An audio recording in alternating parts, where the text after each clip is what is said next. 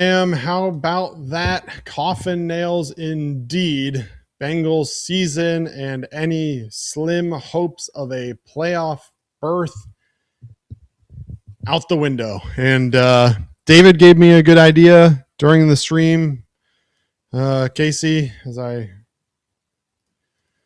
just want to go ahead and get this out of the way. It's officially Red season again. And that's right. Bengals season is over. So here we go. Let's break it down. Bengals lose 24-0. First time they've been shut out since 2017 when the Ravens did it to them as well.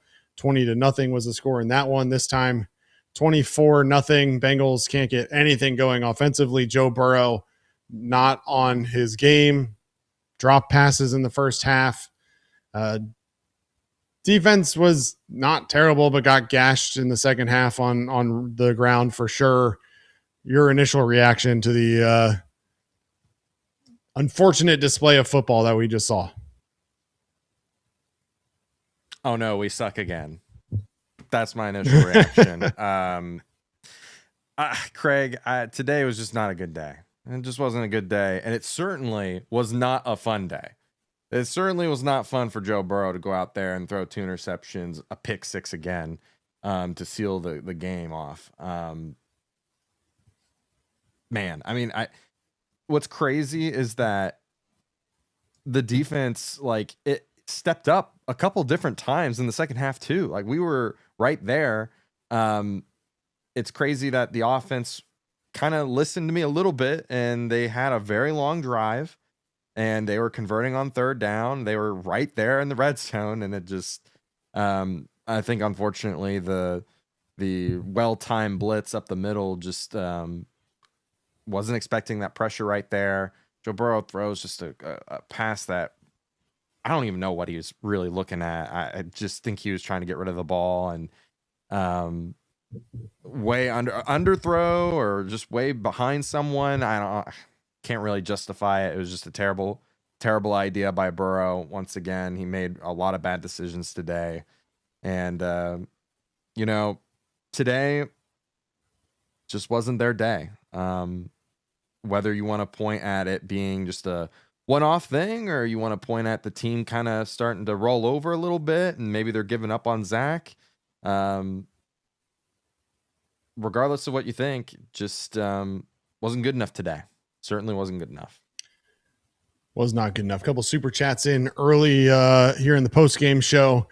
Play the Jim Mora drop. Playoffs? Talking about playoffs? I just hope we can win another game. And I'm kind of in that same boat, Casey. I think at this point, like, yeah, you've got the Cardinals still on your schedule. You've got the Dolphins on the schedule next week. Maybe there's some hope for some wins, but I don't know that I'm really like overly optimistic about anything anymore with this Bengals team and the way that they look today. Offensively, defensively, just not good top to bottom. Let me ask you real quick before we keep talking about today. You've got 3 games left, Dolphins, Cardinals, and Browns. How many do the Bengals win? 1. Which one? I will give them the Browns win. I think that they're going to get cooked by the Cardinals and Trey McBride. He's going to have like oh my God. a career day, a 200-yard day. I didn't even think about that. Yeah. And then the Dolphins, to me, that could be a close game. They've been doing really well recently, though. Like they're 6-7. They play Monday night, so they're going to be on a short week. Yeah, 6-7. So maybe there's a chance that they pull off a win against the Dolphins. But man, it's just I feel like the team's given up. That's my problem. Like I think on paper, roster wise, I think they're better than some of these teams. But in terms of effort, I don't know if it's going to be there. I don't know if they're mentally in it. I don't think Burrow was mentally in it today. He looked so off today. He didn't look like himself. I mean, Jamar had a pretty poor first half. He kind of turned things around the second half. Where was like today we really missed T. Like maybe getting healthy would help, but I don't know, Craig. It just they're in a really you bad really missed a spot. possession receiver in this one. Yeah, there were Yeah. several moments where T. Higgins just felt like he would have been a go-to situation and just was not the case this year or this week. Another super chat. This isn't a football team. It's just players. I mean, I don't even know if we have that many good players, especially on the defensive side of the ball, but nonetheless, another super chat from Ben Riley. Glad we lost. Now I can focus more on programming games using Blender on Sundays. Go Reds. All right. Well, let's take a look at a quick stat recap from this one. It wasn't a pretty one by any means. Burrow, 25 of 39, 225 yards, 0 touchdowns, 2 interceptions. The one interception was really bad. Threw it right to Kyle Van Noy. The other one wasn't a good throw, was tipped by Jamar Chase and then intercepted, but neither one was pretty, and both of them not good throws by Joe. Chase Brown, 13 carries, 53 yards, 7 receptions for, that's not correct, 37 yards. Apologize for that typo there. I'll update that. Jamar Chase did have 10 catches for 132 yards. P. Ryan, 14 carries, 42 yards. And maybe the story of the game, Myles Murphy with 2 sacks. I think officially he'll get 2.5. But yeah, I mean, offensively, this team just never got going. And it looked like it from near the beginning, right? They start off with a long drive to start the game, go 40 yards, and then end up having to punt. And it just from there, just like they never really felt like they had any sort of rhythm. Play calling fell off. Joe Burrow didn't have anything downfield for most of the game. Had to do a lot of just dump offs out to the outside to his running backs or his tight ends. Just under pressure a lot. Just not a good game at all. Yeah, not in the slightest. And part of it too, like I think we can kind of point to the idea of like when Burrow is not perfect, even the offense is not very good. Like there's still a lot of issues there that really need to be addressed in the offseason. Whether that's, getting a better run game, being more efficient, getting him under center. That way he's not forced to make the perfect throw every single time, make the perfect decision every time. The other storyline of this game, you said Myles Murphy had 2 sacks. Demetrius Knight, I mean, he had 2 sacks too on 2 well-timed. I think one was a quarterback spy. He just really came in there and blitzed at the end of the play on a 3-man rush. Blitzed. He got to Lamar when he was scrambling. So I'll give Demetrius Knight and Myles Murphy credit. The defense, like they played good enough to win today. That's the thing is all season long, we haven't seen the defense be able to put the offense in positions like these. Since the bye week, they've had a couple of games here. You look at the Patriots, you look at the game today against Baltimore. They had opportunities to, give the offense a chance to win the game, and they can't figure out a way to get the offense going. This team is just not playing complementary football ever. They just never can be cohesive as a group together, as a unit together.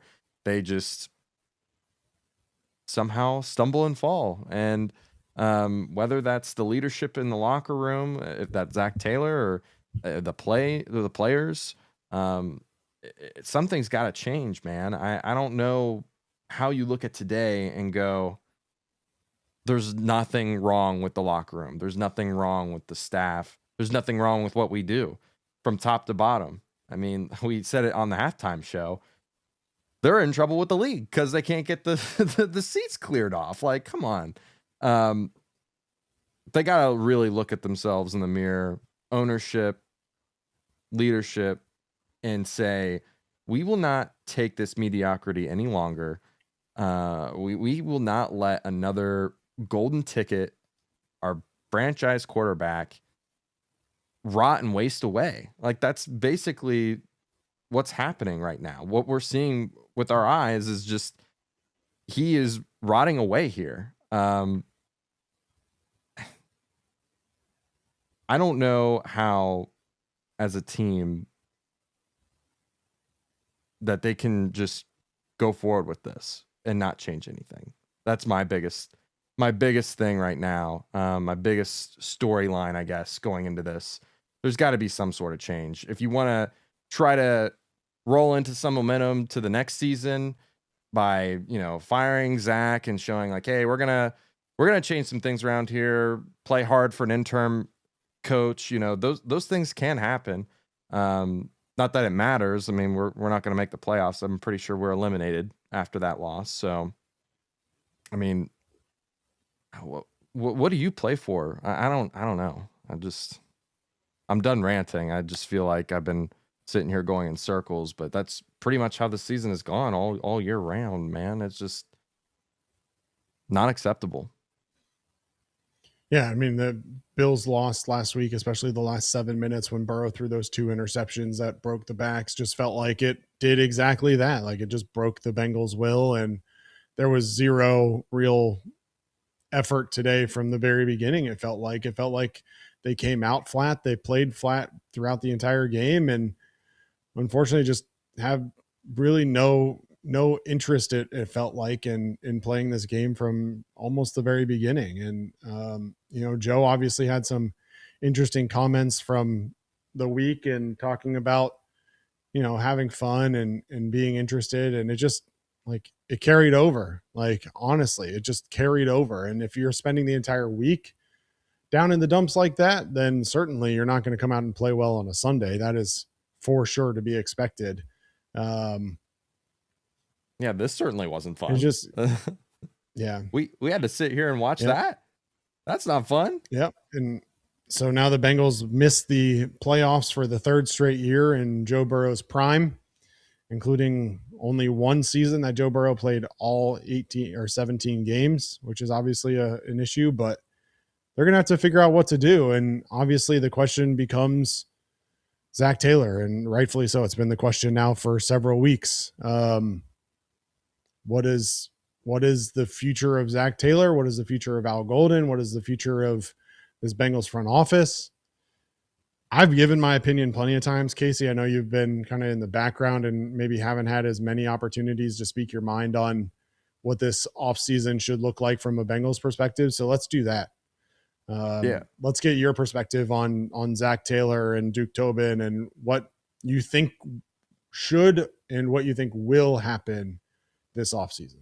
Yeah, because the two are they're completely different. Because what will happen is probably no change, maybe a head coaching change, but to me that's not even enough. What I think should happen is they go out and get a real GM. I mean, the comments that were littered within the broadcast, I can't remember who the sideline reporter was. She kept saying that she kept saying that her conversation with Burrow, one of the last comments that she had during that broadcast was that Burrow does not want to be the GM. He does not want to be scouting. He doesn't want to have to advocate for X player. He wants there to be some sort of leadership to take care of those things because that's not his job. He should be focused on trying to win ball games. And do I think this organization will do that? No, I don't think they will. I really don't. I think that they'll ride with the same structure that they've always had, and continue to just find themselves in this place of mediocrity. They should get a GM. They should start from scratch on the coaching staff, increase the scouting department, become a modern organization. They made great strides for a couple seasons now, and what we thought was the start of them becoming a modern franchise. It's clear that it's taking too long for them to do that. Like they need to really start to realize, like, we cannot operate in the same capacity that we've operated for the last 20 years. You got to evolve. You got to modernize.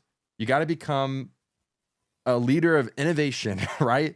To get out ahead of these other teams, because you look at the Eagles, you look at the Patriots, the Chargers, some of these other teams that have gone from zero to hero, and have been able to maintain success, like the Bills and the Chiefs. Like this should not happen when you have a franchise quarterback like Joe Burrow. Should not even come close. 3 years of missing the playoffs. Get out of here with that. Get out of here with that. You got to realize that there's something wrong with the way that you're doing things. I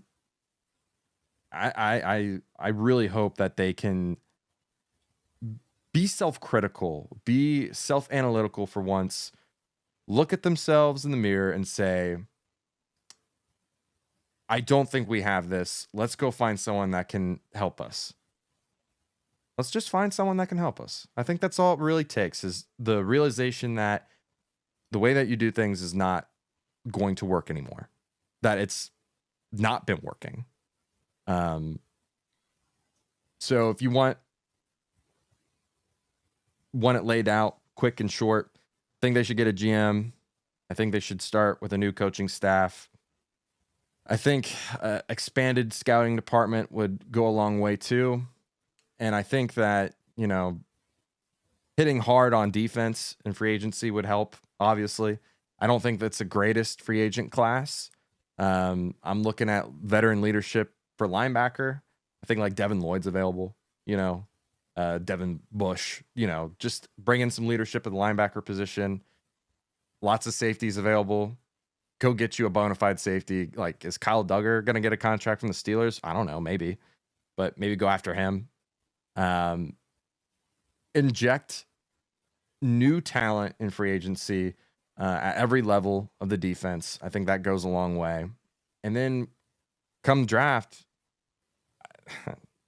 it's like beating a dead horse, but like you gotta find someone that doesn't have zero production and has at least an athletic profile that's not borderline like obese, right? Like that. Some of these guys that they have drafted in the past were not athletic, but they were like a starter for Ohio State, Billy Price, but he had terrible athletic scores. They got to somehow marry the two concepts together, like captain, some good stats here, somewhat athletic, to get a good prospect. They haven't figured out how to do that yet. They just go one extreme or the other. So change in drafting philosophy, right? And past that, protect Joe Burrow in any ways possible on offense, right? I think those would go a very, very long way. So that's what I'm doing in the offseason. Those are the conversations I'm having in the building. But I can guarantee you that that's not going to happen. Yeah.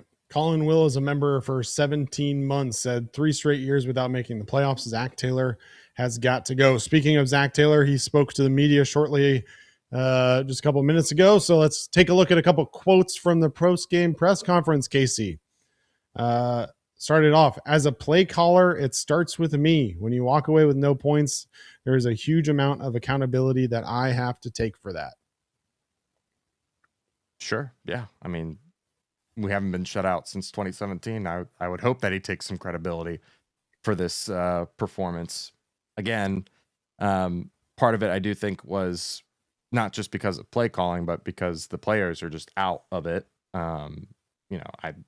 Joe Burrow throwing 2 interceptions today is just not him.